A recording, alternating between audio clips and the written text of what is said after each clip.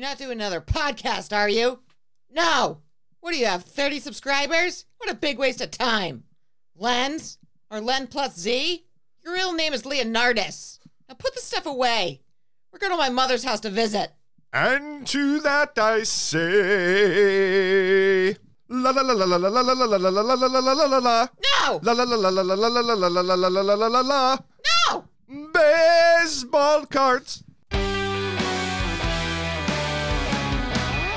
It's CardKast with Mike and Lenz, the show about everything sports cards, autographs, and memorabilia.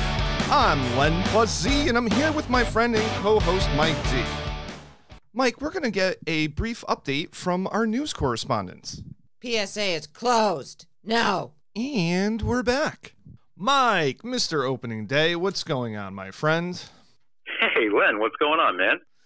Nothing much. Looks like your break room was pretty active lately.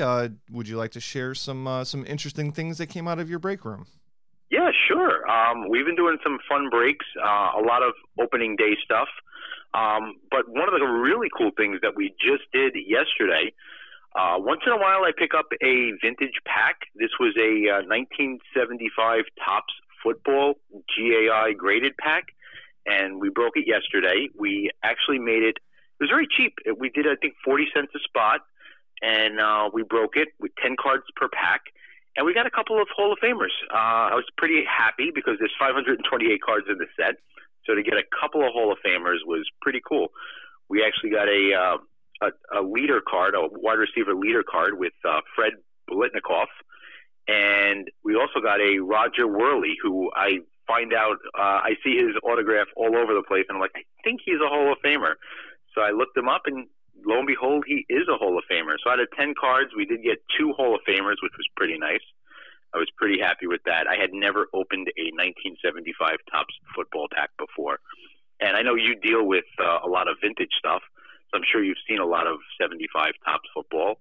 But these were beautiful. You know, again, and one of the things I always say in my break room is you have to be wary of Topps in the 50s, 60s, 70s, and a little bit in the 80s too, especially the early 80s with the centering. They just didn't really care.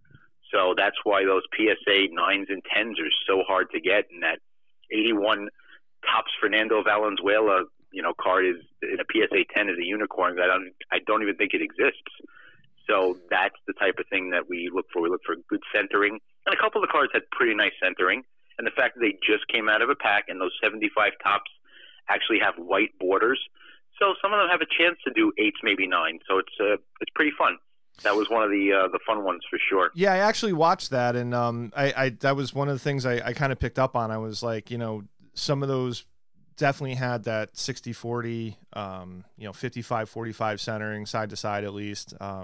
You dread opening up a pack of cards and you get like 90-10 to miscut centering. And it happens. It happens. We've opened up. I opened up the 72 Opeachy baseball not too long ago, and some of them were just way off. And it's hit or miss. It really is. It's unfortunate, but it's very fun to open a pack from 45 years ago. And the gum. And one of the things I noticed, and I did a little research on it, the gum actually changed. So if you watch my break in the 75 Topps football, you'll see the gum is wider. They actually changed that later on, where the gum became what we remember as kids. It got smaller. The width got smaller. These were a little bit wider. So that was interesting, too, for anybody who really wanted to delve into the pack. Yeah, they gave us more cards, but less gum. Yes. Yeah, so we have 15 88 Topps or 17 88 Topps. I don't remember. I think 17 was in 87 Topps. But they might have reduced it to 16 or 15 in 88. But yeah, you're right. Less gum, more cards. So some of the other things I did my opening day breaks go really well.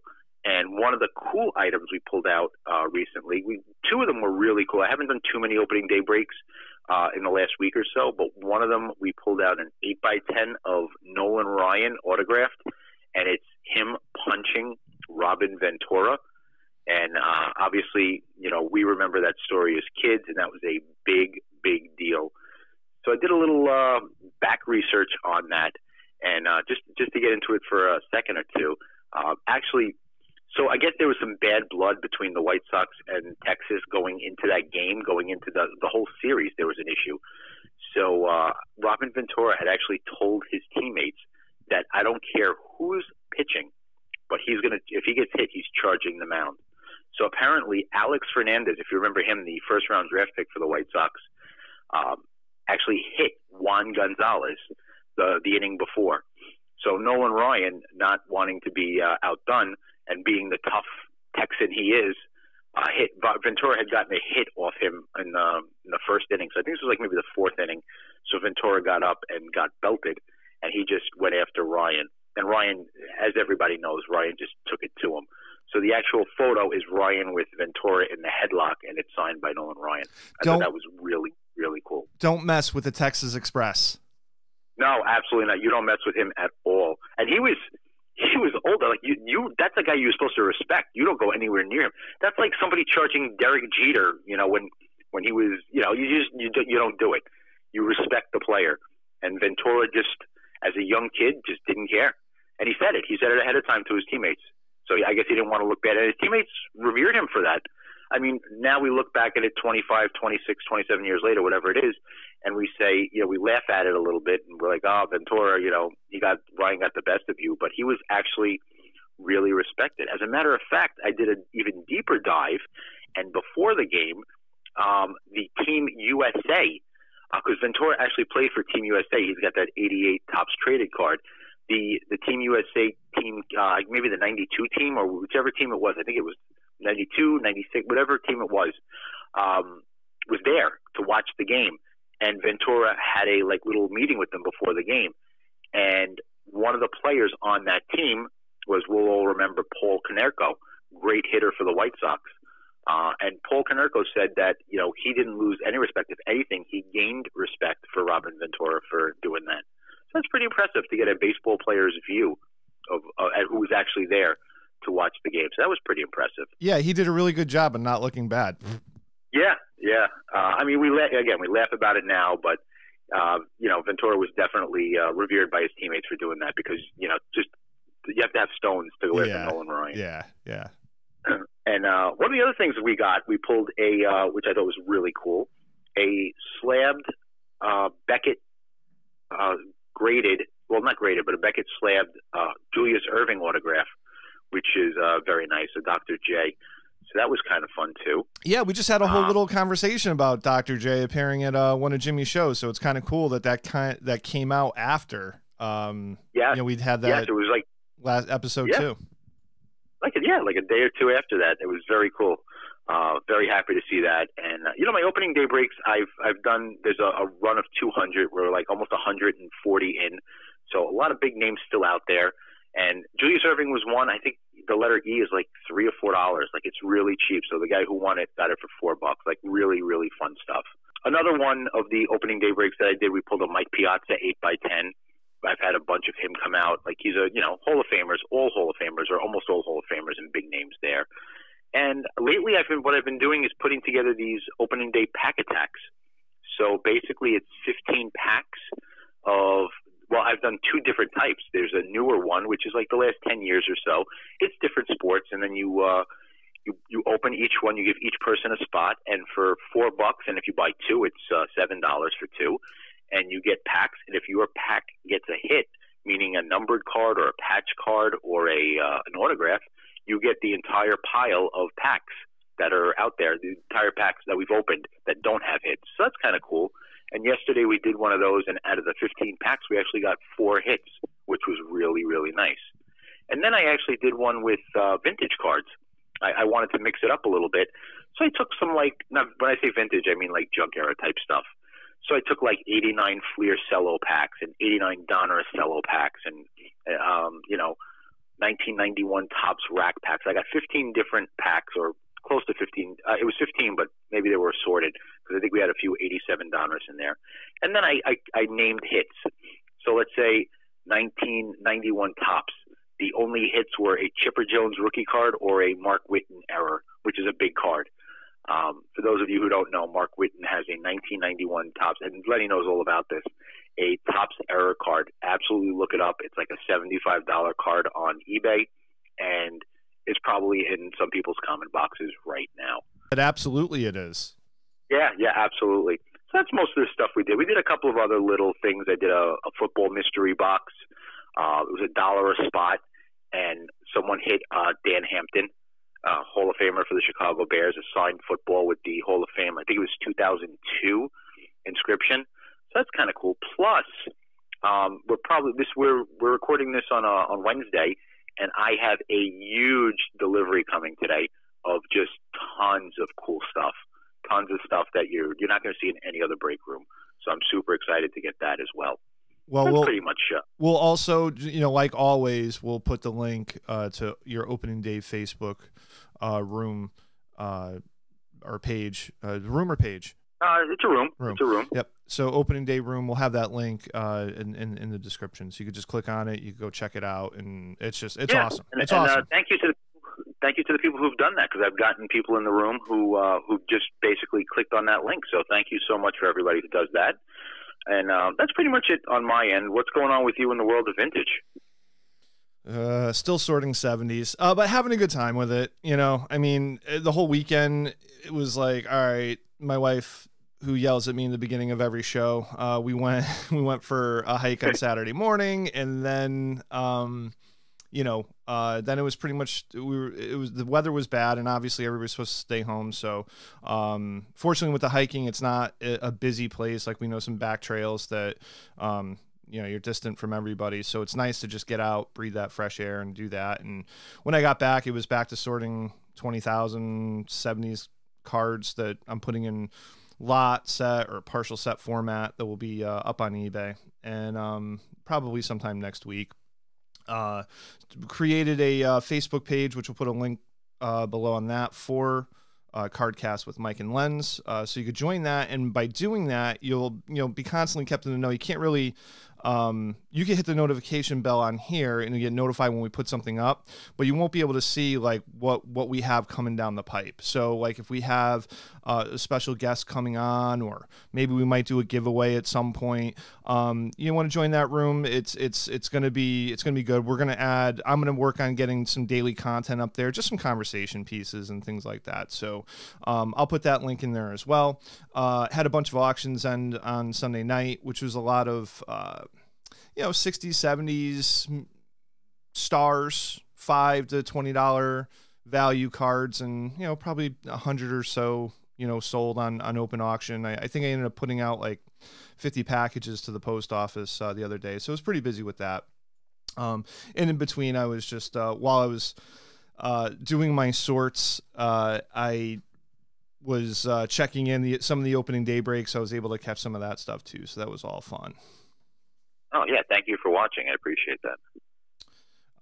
So we had some pretty decent feedback, from last week's show. Not too many questions, but people were really digging, Jimmy Ryan coming on from the JPRS shows. Yeah, I got many compliments, about the Ernie Banks story, the Gary Carter story, and just even kind of, guys who are our age that might have been 10 years old at the time when he was a dealer, just being able to kind of hear what was going on behind the table at that time when we were running around trying to get a Bo Jackson rookie or something. Yeah, no, Jimmy was absolutely great. He was wonderful, and I can't wait to have him back. I'm sure he's got plenty of more stories to tell us, but he seemed like he liked it. I loved having him, and people really, really responded well to him. It's nice to hear the inner workings of card shows, and especially when it's, he's dealing with the players that we revere, the Ernie Banks, and, the guys like that, he had mentioned Mike Piazza. Other guys. Mike Piazza, that's right, yeah. Yeah, so he had mentioned some other guys we look up to, and guys that we really, really want to know more about. So it's really fun to hear about, those inner stories. We had a lot of good responses from people, but not too many questions. But that's okay. If you want to ask questions, feel free to email us at cardcast@gmail.com. Ask any questions you want. We'll be happy to try to get them on the air and answer them. Even if it's not questions, but comments, anything you want to say, feel free to let us know. We're always willing to listen to feedback and want to hear from our listeners for sure. Yeah. And, listen, as most of our listeners know, we wanted to start the podcast in the beginning of the year, but just due to the learning curve of everything that we had to go through, we literally started 2 weeks ago. But because we are sports free these days, it's actually convenient for us to go back, and we're going to go back to the start of the year. And we're going to be able to dissect some of the things that impacted the sports world in 2020. And also how it kind of translates into the sports card and memorabilia world. And we're going to start at the beginning. So we're going to go back to January 1st with Don Larsen. Don Larsen passed away January 1st. He was 90 years old, lived a very full life. And what's crazy to me about Don Larsen is growing up and not seeing him pitch or anything like that, and just knowing that he was like an all-time fan favorite for the New York Yankees. I knew him. I knew him for three things. I knew him for being a Yankee, an older one. I knew him for pitching the perfect game in the World Series in Game 5, and then also just having a mediocre career. So that's really all I kind of knew about him. And then I knew, his autograph stuff and values and his cards and things like that. But I never really dug into Don Larsen, and I was pretty excited to find some things that I just never knew while I was doing some research on him. So, Mike, some of the things that I actually learned was, he was a rookie with the St. Louis Browns. And because his rookie card is a Baltimore Oriole card, I had no idea he ever played for the St. Louis Browns, but he played a full season with the Browns in 1953. Yeah, well, in 53 into 54, the Browns actually moved to Baltimore. So they became the Baltimore Orioles. So he did play it's the same team, but he didn't have a card for the St. Louis Browns, which is interesting. Yeah. So his first card, 54 card, and it's with Baltimore. And you said that so smooth, because that was the other thing that I didn't know this. I didn't know that the St. Louis Browns actually moved to Baltimore and turned into the Baltimore Orioles. As deeply rooted as I am, and I'm not, it's like I'm almost embarrassed to say it, but I'm not. I mean, I was like, I had no idea, and I'm sure when people hear this, they're going to be like, "Wow, I don't think I realized that." Yeah, and it's funny. I didn't do a deep dive into it, and maybe I should have, but I did. When I was running some breaks and I had to go back in time, and it was in their vintage breaks, and I had to go back and I was doing breaks by team, and they were like 50s cards. I'm like, okay, well, what teams were in the 50s? So that's when I learned about all these teams, the Senators, and when they moved to Minnesota, and there was a Senator team before the Senator team. Like, it was a lot of weird stuff that I didn't know. And, growing up in the 80s, we didn't know about this stuff in the 60s. If you talked to my dad when he was alive, he would have told me all of this stuff. But I didn't know this. Right. So this is one of those things where we wouldn't know that unless we really, really did research. Yeah, and because of technology, I mean, it's a quick Wikipedia search or whatever, but you actually have to know to go and do that. And actually, because we were doing this, project here, this podcast, we were able to find that. But back in the day, you probably had to learn that in a book. There was no internet. So yeah, go to your library, go to your World Book Encyclopedia that you couldn't take out of the library. You had to sit there and look it up. And I'm pretty sure, I don't know if the Baltimore Orioles were even in the World Book Encyclopedia. If you were really good and your family had a lot of money, you could have had yourself an Encyclopedia Britannica set. Remember those guys knocking door to door trying to sell you encyclopedias? Oh, I remember the commercials with the goofy nerd with the really white shoes and the glasses, and I don't know. I guess he just made it, or they thought we'll use him as a front man to make this Encyclopedia Britannica set appealing to the masses. And I mean, I couldn't wait to turn the channel. So I remember that it was like a send away. And you had to get a book a month, and so you got all 26, but you could cancel at any time. But who's canceling? If you started, what are you canceling after the letter V? Like, you're going to go the whole way. Yeah. So they really got you once they got you. Some of the other things. Go ahead. No, I just said nobody wants one encyclopedia of one letter. Another thing that I didn't realize was that his rookie year, he broke a record for pitchers hitting. So he had 7 consecutive hits. And that year he batted .284 with 3 home runs and 81 at-bats. I mean, that's pretty good for a pitcher. I didn't know that. The only thing I could say to that, and I'm hearing this for the first time, is that back in the day, and it's different today because only the National League hits. Back then, there was no DH, right? Pitchers hit, correct? I'm pretty sure that DH didn't happen until 1973 with Ron Bloomberg. So pitchers had to hit. They knew they were hitting every 5 days. So they were probably taking batting practice whenever they could. So you have to figure pitchers were a little bit better hitters back then just because they knew they were going to hit. Like if you get a guy who's an American League pitcher, let's say like a Justin Verlander, he pitched in the American League his entire career. Well, how often is he really taking a swing? Only when they play the National League teams in the National League parks. So I would expect him to bat 0 or maybe get a hit. But I'd expect guys to do a little bit better. But that's really, really impressive for Don Larsen. I had no idea about his hitting prowess. That's very, very interesting. Yeah, and and then getting into his perfect game, it took 97 pitches. And until that point, for perfect games, there was only 23 perfect games up until that point. There's much more now. I think it's into the 50s and maybe even to the. I think you mean no hitters though, not perfect games. Perfect games. Oh no, I can't imagine. Yeah, I'm sorry. Yes. But I want to kind of go back and just put the context out there for 1956. Okay, so we're still 11 years away from the first Super Bowl. And as I was researching basketball, still they had like East and West championships, and it looked like the Lakers and the Celtics were pretty much dominating their respective regions. What else and yeah, right, and winning those championships. And the NBA probably really didn't mesh and gel. You had the ABA going, so you had the ABA championships, and then you had the NBA championships of the 70s, where I think, when you get into like the Lakers and the Knicks battles, I think is really when national interest, I think it became more.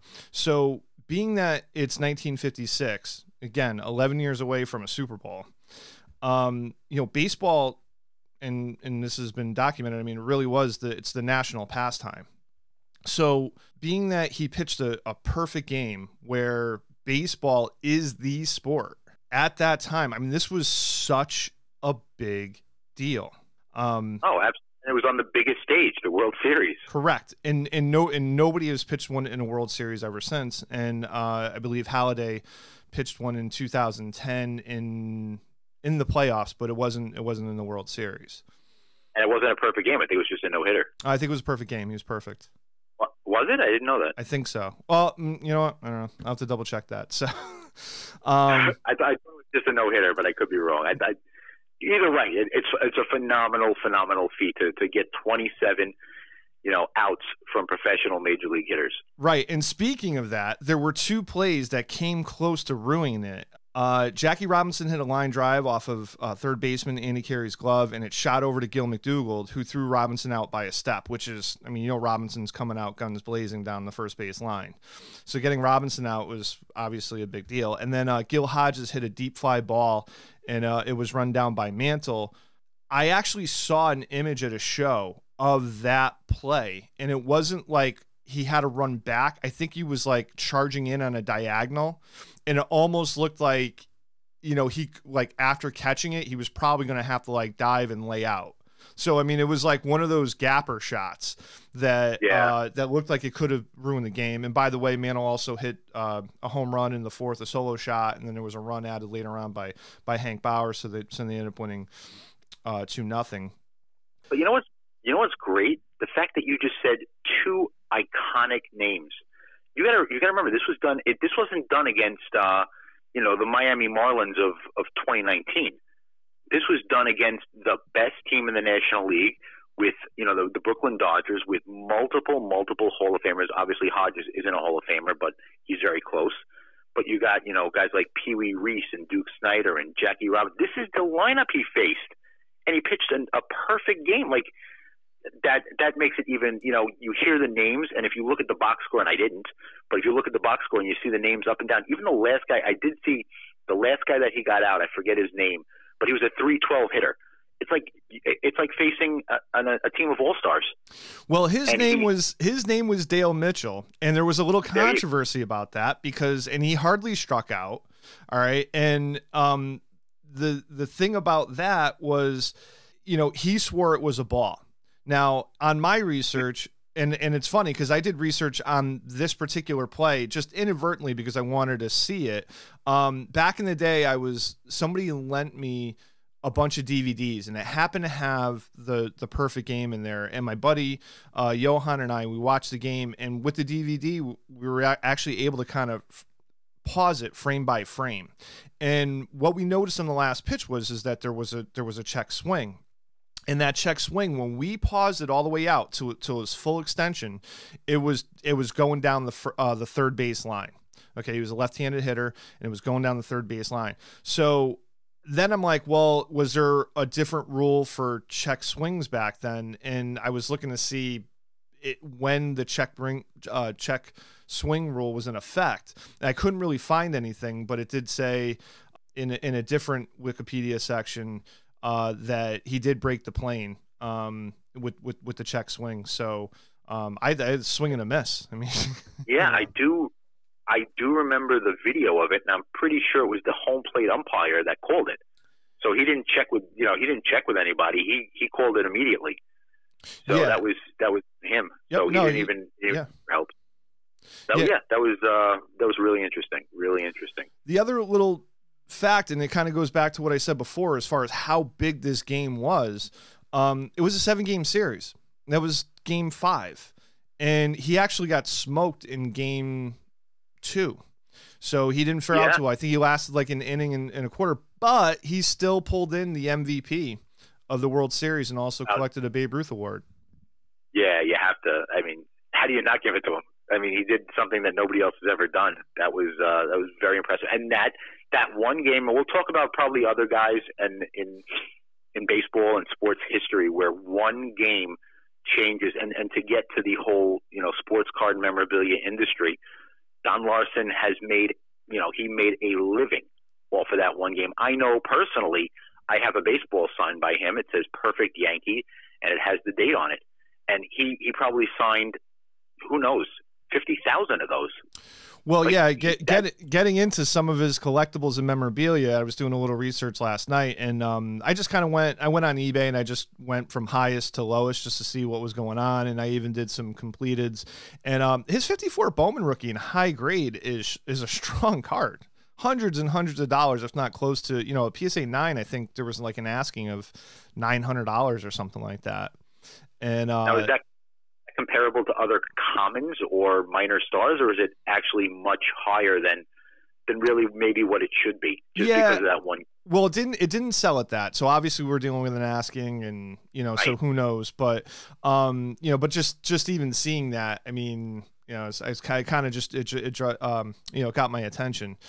His also, he not only did he sign a lot singly, but he also has many signed items with Yogi Berra. I mean, those guys were connected at the hip because of the iconic photo of Yogi Berra jumping into his arms at the end of the game. And I was amazed that the 1956 World Series programs that were signed by both of them, and the 56 ticket stubs, which probably everybody saved, or not everybody, but most people probably saved, because I did see a good amount on there. Signed ones are, $400, $500. I mean, that's impressive. And that's actually single signed. That's not even with, if it has Berra, it's like even more money. Wow. His signed baseballs and his signed cards are more common, but they're still very, very popular, and they're not, if they're dual signed, they're not cheap. And two really cool cards that commemorate that occasion, that I really like, is this 1961 Topps, number 402, perfect game. It's got that, like, almost like that artistic, pastel looking colors. It looks like a little piece of artwork of him completing that game. And then his 1961 New Card Scoops is also pretty cool. And that set is designed to kind of look like a newspaper. There's two different sizes. There's the standard size ball card, and then there's also, I think it's like a 3x5 or a 4x6 card, and very, very cool cards. And if anybody's out there and they're like, wow, what is this? It's in 1961. It's NUCARD Scoops. Yeah. And what I wanted, just little, buyer beware. There are sets there were remakes, like reprint sets that don't say reprint. So the cards that you're looking for, if you want the original ones from 1960, they have a little bit of a cream color tone on the back, and you can actually see like little grains, little fibers in the back of the card. And with the newer cards, they're very bright white, very sharp, but there's people that have made the mistake of buying those as, the pictures are a little out of focus in the front. So just be careful out there if you get into that stuff. But it's a fun set all the way. I mean, there's so much cool stuff in there. So. Oh yeah, that's very cool. One of the other things I just wanted to, I didn't even realize when I was doing my research on Don Larsen, just to get back to his career. So he was actually, when he came to the Yankees, he was part of a 17-player trade, which, I mean, you don't hear about anything like that anymore. So I thought that was very interesting. And lastly, when he was traded from the Yankees, so he was traded from the Yankees to the Kansas City Athletics. The team hadn't been doing so well, and they weren't crazy about him anymore. And they traded him to the Kansas City Athletics as part of a deal for Roger Maris. So I thought that was very interesting. And that I did not know, but I did know that it felt like the A's were a little bit of a farm system for the Yankees, and so So one of the other things, one of the other people that passed away, and I believe it might have been on the same day, was former NBA Commissioner David Stern, one of the revered commissioners of all time. So I was doing some research on him because I wanted to learn a little bit more about him and see how he affected the NBA. And it turns out he presided over the NBA from 1984 to 2014, 30 years. He was actually the longest tenured commissioner in North American sports history. And he actually started, so he's a local guy. I didn't know this. He went to Teaneck High School in New Jersey. Then he went to Rutgers in New Jersey for college. And then he went to Columbia Law School. And right out of Columbia Law School, he went to a law firm that represented the NBA.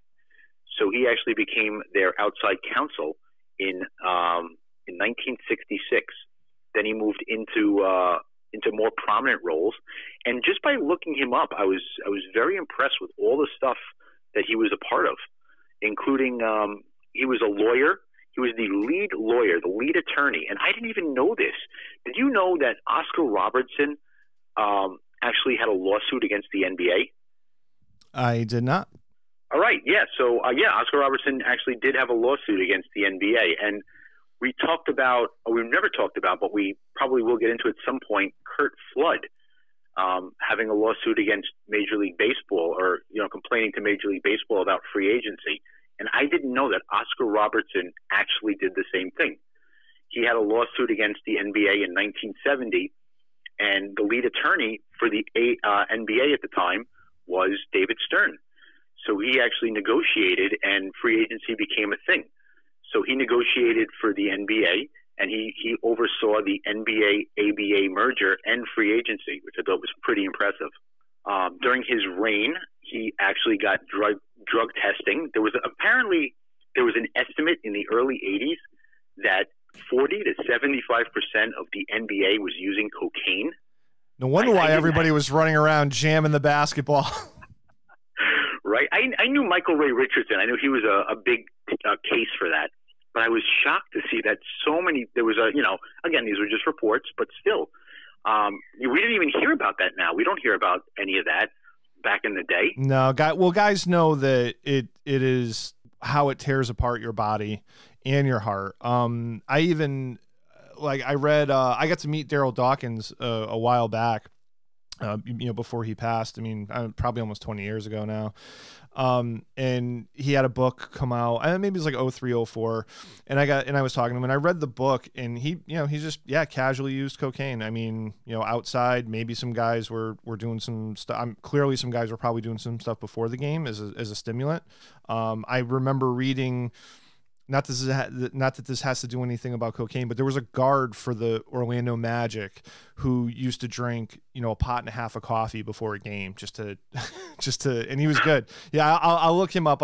We'll mention him later on. I forget his name, but he was a little guy, and but he was good for the late 90s, early 2000s Orlando Magic. That's got to be a lot of pee breaks though. Oh, oh my God. Yeah, so one of the other things I saw, so not only that, and he, drug testing and salary caps as the general counsel, and then when he became the commissioner in 1984, and then early in his reign, he actually worked on changing the theme of how the NBA was represented. So instead of marketing teams, he would market players, and obviously it was pretty. I wouldn't say it was easy, but it became a lot easier, the Magic Johnson, Larry Bird battles, and then obviously Michael Jordan was the big one. So he focused not so much on teams, but on particular players. So that was very interesting. Also, he pushed for NBA players to be in the Olympics, which was a big deal. He really wanted, and he gets all the credit in the world for pushing the NBA global. And when you see the drafts, every year now, and you see these names that you've never even heard of, or guys that you didn't even know existed. One of the best players in basketball, Luka Doncic, and all these other guys that come from Kristaps Porzingis, these guys that come from other countries, Lithuania and China, Yao Ming. We would have never gotten these guys if it wasn't for David Stern. He actually was one of the people that implemented with the Olympics. He got the Dream Team together in 1992. He basically pushed for NBA players to be allowed to play in the Olympics. And that Dream Team is iconic, that 1992 team. Yeah, I don't think people realize, the global push. In 1987, he was sending VHS tapes of games to be broadcasted.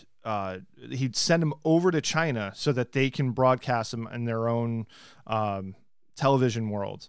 And so going back to 1987, you have, because the games they didn't get NBC.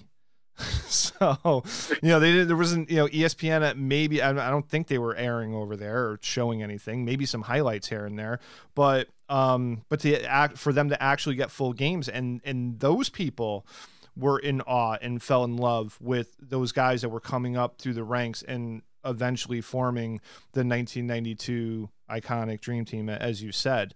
But getting those deals, he was doing stuff with Panama and globalizing the game. And so you can almost make a case, or you can really make a case that the reason why basketball stuff, collectibles, mainly sports cards, tougher to get stuff, rarer stuff, is being sought after by collectors and investors all over the world. So, it's funny. I do a lot of research on basketball cards, and I will notice there are a lot of eBay sellers that are in places outside of America for basketball cards specifically, guys in Taiwan, guys in China. It's actually pretty amazing to see how many basketball card collectors, and I wouldn't say basketball specific, but very close to basketball specific. If you look up sellers for Michael Jordan stuff, or even the newer guys, the Zions and all these guys, you're going to see a lot of people in Singapore and Taiwan. Like I said, it's just amazing how global basketball has become, even with the collecting. Yeah, and again, the work that he laid out and backed up by the players like Jordan, like Ewing, Barkley, Malone, Drexler, all those guys. That's what attracted everybody. So yeah, you could say he stepped. Listen, Jordan could have came to the league, and he might not have been part of cleaning it up, and it could have been a mess. And we don't know what could have happened. So by him laying down that groundwork, and then again being lucky enough that the world was introduced to Jordan in 1984 into the pros. I mean, yeah, he stepped in it, but that work had to be laid out. Yeah, absolutely. He definitely did that. You know, the only thing that I really didn't like that he did was his influence on moving the Seattle Supersonics to Oklahoma City. I kind of missed that franchise. Yeah, no, it didn't make a lot of sense. You know, Seattle was one of the top, I think, 20 markets, and he sent them to a market that was like close to 50th. It was a little weird. I felt bad for the fans of Seattle, and we lived through this, so we saw it. And we watched as players, as a Kevin Durant went from a Seattle Supersonic to an Oklahoma City Thunder player, and you're like, all right, I mean, you know, move is inevitable for some teams, but it was a little sad. It was and while we're at it, not that he had anything to do with it, but I'm going to blame him for the Montreal Expos moving to Washington. I'm just going to do it. I'm going to blame him. He had nothing to do with it, but I'm going to put it on. Hold on. If you're going to blame him for the Expos moving to Washington, then you got to at least give him credit for putting a couple of teams in Canada. You know, he put Toronto. The Raptors are still there. Vancouver was there for a while with the Grizzlies. So he did try to make, you know, he was trying to expand, and he did. He did expand the brand globally, and he will absolutely be remembered for that. He's actually in the Naismith Hall of Fame in 2016. And last thing I really have here, which was kind of interesting, and I don't know if it's like a Big Brother type thing or what, but in the 2005-2006 season, he actually implemented a dress code where you couldn't wear like baggy clothes anymore. And I remember Allen Iverson complaining about this and saying, you know, these guys too much or whatever. But meanwhile, you know, 10 years later, you go back and you look at it, and all these guys now, the way they're dressed, you know, it's considered high fashion now, and all these NBA players, starting with LeBron James and all these guys who are now dressed well, and you see them coming into, you know, into stadiums and arenas and dressing really nicely as opposed to what they used to look like. You know, kind of like, you know, I wouldn't say thug rapper look, but it kind of had that feel to it. So it makes these guys look more presentable, more, you know, more representative of, I guess, what David Stern wanted. So that's definitely something on David Stern. I wonder how many. I was gonna say, I wonder how many meetings they had about Dennis Rodman's tattoos as he was adding them in the hair. I mean, he was. Yeah, but you can't do anything about tattoos. You can control what you could control. But that's. I mean, he's Dennis Rodman. Dennis Rodman. What are you gonna do? Yeah. You know, unless he did something illegal or outside of the rules. There's nothing really you could do about it. No, I'm not saying. Yeah. Listen, I'm not saying there's anything wrong with tattoos. I'm just saying, like, it felt like that was the Pandora's box because it was the kind. Because go back and look at the 1992 Dream Team picture. Not one of those guys has a tattoo on them. So that was that clean cut image that the NBA wanted, and now you got a guy that is essentially ripping off Demolition Man and Wesley Snipes, doing the hair, got the tattoos, you know, and he's carving his own celebrity niche. There was a time where he was as hot as anything. But I'm just curious to see if there was any, like, hey, what am I going to do about the tattoos? Like, let it go, or, you know, and now, you know, Dennis, he spurned so many people. I mean, I look at someone like, if you remember Cherokee Parks from Duke? Yes. Like, he was like this clean-cut Duke boy, you know, and all of a sudden, like a few years later, he's got tattoos all over his body. It's like, what the heck happened? Like, you're Cherokee Parks. What are you doing? Yeah, now go through the NBA and find guys that don't have tattoos. It's pretty crazy how it kind of flip-flopped, but. Yeah, and if you do, it's going to be a lot of the guys from outside. Like I'll reference again, Kristaps Porzingis. I don't see any tattoos on him, but I feel like it's I don't know. It's the thing to do. You get them. A lot of people get them in even high school now. High school and college. You know, you're playing college ball. Everybody on the college teams, if you look at college basketball, has them. It's pretty crazy. Yeah, so, you know, it is. And, you know, look, I did a little, I was like, what does a David Stern autograph go for? Did he sign a lot? Did he do anything? And I just kind of popped online, and, you know, he has photos and basketballs and index cards, and they're priced anywhere between $35 to $150 for just, you know, something that's common, maybe something that has a Hall of Fame inscription on it. But he did sign something that really kind of piqued my interest in, being a in-person autograph on a card fan. So, for example, an 86-87 Flair set, a Karl Malone signed rookie. I like that. That's interesting to me. And something that I guess some people did, because people actually work on that set, the signed 86-87 Flair set, people actually took the checklists and had them signed by David Stern. There's only like 3 or 4 of them on eBay, but they're not going for cheap. I mean, if you open auction them, I don't know what they're going to get, but the price tags are pretty hefty, coming in, anywhere between $500 and to $1,000 on those. Wow. Okay, I didn't know that. Good, again, good not saying that that's what they're selling for, but again, go get one. And it's kind of funny because if you want to add that to your set, it is kind of like one of those outside novelty autographs that makes sense to go in that set. There wasn't a card of his, but to have the commissioner signed on a checklist is pretty innovative to the people that went and did that. Yeah, outside the box for sure. That is great. So now we're going to go, we're going to do a little back in time with Beckett's. It's time to hop in the DeLorean, fire up that flux capacitor. And remember, when this baby hits 88 miles per hour, you're going to see some serious Mike Schmidt. February 1991, George Brett on the cover and Kevin Moss, Mighty Moss on the back. A couple things that I pulled out of note. So, I like to check the, pricing on just some of the key cards. So in 1991, the 52 Topps Mickey Mantle went up to $7,500, and we know a couple years later it was at like $30,000. So some spikes there. 49 Bowman Jackie Robinson was sitting at $650. 1953 Topps Mantle sitting at $1,900. 55 Topps Clemente $1,100, and these are all cards that would have a near mint appeal, X-Mint to near mint. Ryan Koosman 68, $1,200. We know that goes up to roughly $2,500 at its peak.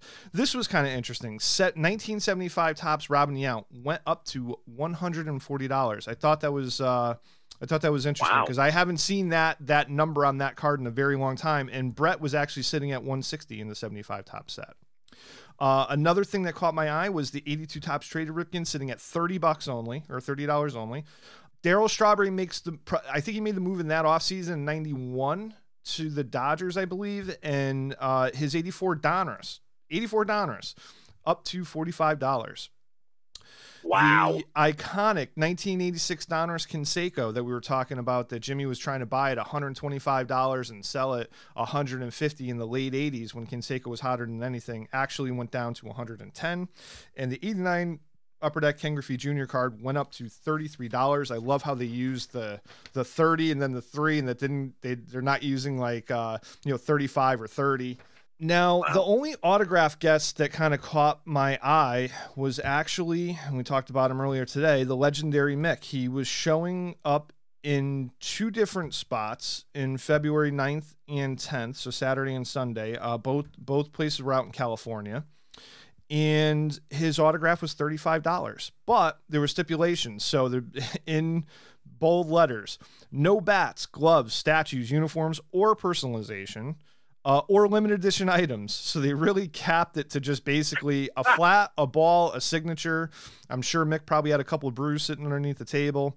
But he was doing 700 signatures and only 500 available to the public. So when we were talking to Jimmy last week, the standard autographed guests deals are usually coming in around 400 to 500 pieces, but they were pumping them out at 700.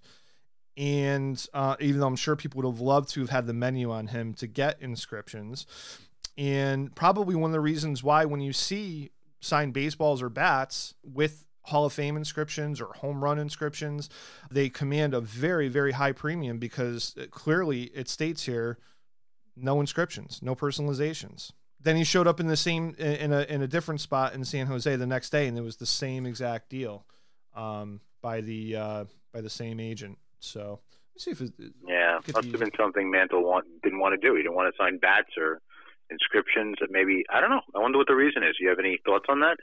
It looks like it's more of a volume game. So that whole menu that I was telling you about, that that we all know today when the player comes in, it's okay, it's a set price for a flattened ball, then it's this much for a bat more, this much more for an inscription, this much money for a photo op. That has been years of just kind of ironing that out. So being that this was back in 1991, I think they were just playing the volume game, and I think they were with only having a 3-hour window. Yeah, a 3-hour window to handle 500 customers. You're basically signing a name and probably not giving that Ernie Banks love that we were talking about last week, where he was taking 5 minutes and talking to everybody. Yeah. So it was probably just like a, sweatshop style. Yep, sign your name. Hi, thank you. All right, cool. Next. So yeah. And that was really the only autograph guest that kind of caught my note, caught my eye rather. And so now we're in the Reader's Right. And this one is titled Stop Thief. I once was at a card show and saw this kid who took a bunch of baseball cards off a man's table and ran away with them. I went up to the man and said, "This kid stole some of your cards," and they caught the kid. The man gave me a 1987 Topps wax pack box and a Jose Canseco 1987 Topps card. I'm glad I caught that kid because I got all that stuff. I mean, it doesn't sound like he caught the kid. He just kind of blew the whistle. But but that's cool. Yeah, the Beckett. Well, no, it's good morale, but it's kind of funny because I was thinking the same thing that the Beckett writers were doing. We hope you're glad because you did the honest thing too. Shoplifting is a significant problem at many shows and still is today, by the way. And if there were more people like you in attendance, it wouldn't happen as often. So basically, referring to like you say something, but don't expect to get something for it at the end. Just know that you did a good deed. Just from that, I'm not sure he was expecting to get something. I think he was just very happy he did and wanted to share his story. So our next one is aspiring artist. I want to become either a photographer or a designer for Top. I love how these questions actually go into Beckett.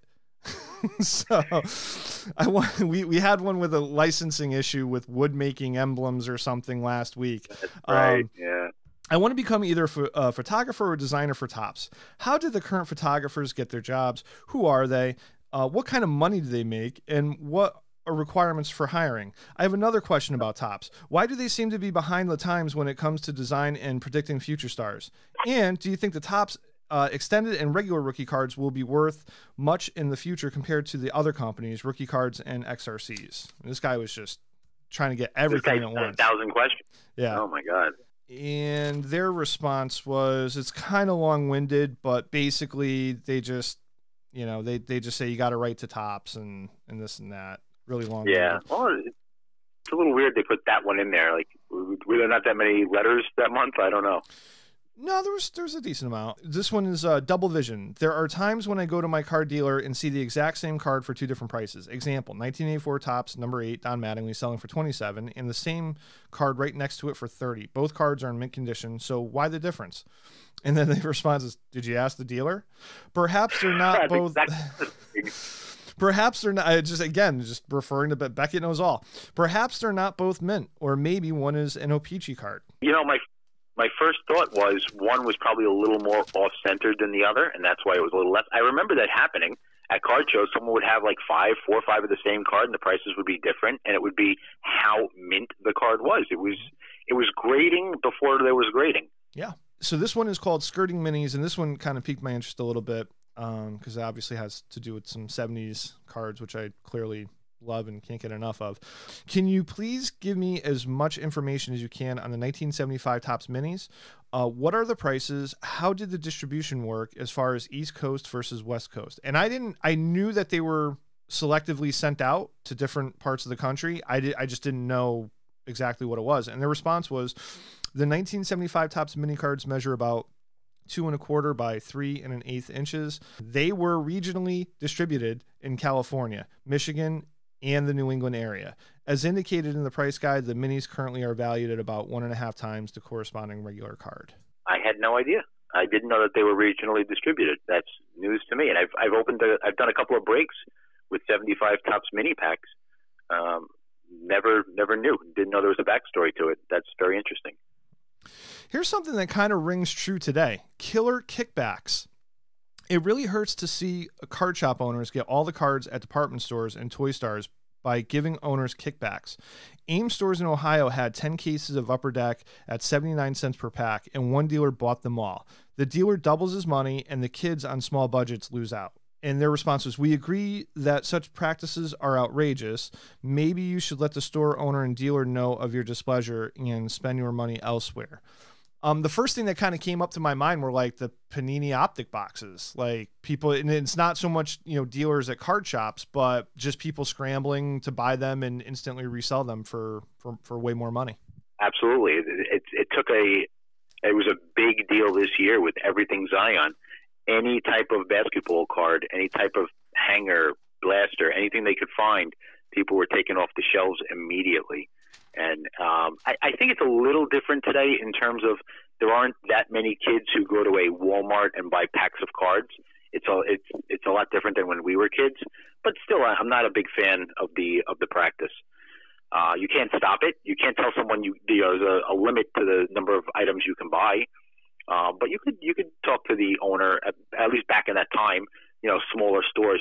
Who are you talking to at Walmart? You're going to talk to the people behind the customer service desk. They're not really going to care. Yeah, you're not going to get too far. No, you're not. But back then, maybe they could have said something, and maybe someone would have felt bad for the kid and helped them out or something. So we're out of the Reader's Right section. We're in the autograph experiences. And this one I really liked. It's the only one out of here that I really felt worthy of reading. And it's called Griffey Generosity. On November 4th, 1989, my son Matt and his friend Kevin, both 12, were at a show in Milwaukee. Ken Griffey and his son, Ken Griffey Jr., were signing autographs for $8 and $6 respectively. Now, this is 1989, Ken Griffey's rookie year. It seems Mr. Griffey Sr. noticed the two boys looking dejected. He approached and asked them if they really wanted the autographs. The boys informed them that they did, but didn't have enough money left for autographs after buying cards. Out of the goodness of his heart, Mr. Griffey Sr. handed the boys $20 out of his own pocket. The boys thanked him, got the autographs, and later bought sodas for Senior and Junior. They sat and talked for a while about baseball, school, homework, and positives of becoming a pro at whatever you do. I was so impressed by that, I thought I would share the experience with your readers. And I'm so glad that he did, because that's a really cool story. That is a really cool story. And that's nice. It's not like he gave them the autograph. He gave them the money to go get the ticket to get the autograph. Like, go do the work, come back here, and we'll, and then they hung out. And that was really, really a nice story all around. Yeah, really. I would have took the 20 and bought Kevin Mitchell rookies with it, but that's me. Kevin Mitchell. So this is I don't really remember this section, but this is the back page. They said it. So there's a statement and then they give you who actually says it. And I circled a bunch of these because these are pretty good. This one is no one works harder at his game. Quoted, "I'll be back. The fans haven't seen the last of a good player." And this was Yankees first baseman Don Mattingly on his summer-long back problems. And this is 91, and this is kind of like the backside of his career. Yeah. Donnie baseball. This one is called Somebody Will Pass Down Stories About Him to Other Generations. All these years and thousands of players later in a baseball world barely recognizable in comparison, Ryan is still roaming the land, a dinosaur, still feared, respected, and admired by players barely half his age. And this was journalist Moss Klein in the Sporting News as Ryan thundered towards another AL strikeout title at age 43. And how true is that? We happened to talk about Nolan Ryan because you did some research on him, and we're still telling stories today. And you had no idea I was going to bring up that this segment of this section of the back page. No, absolutely not.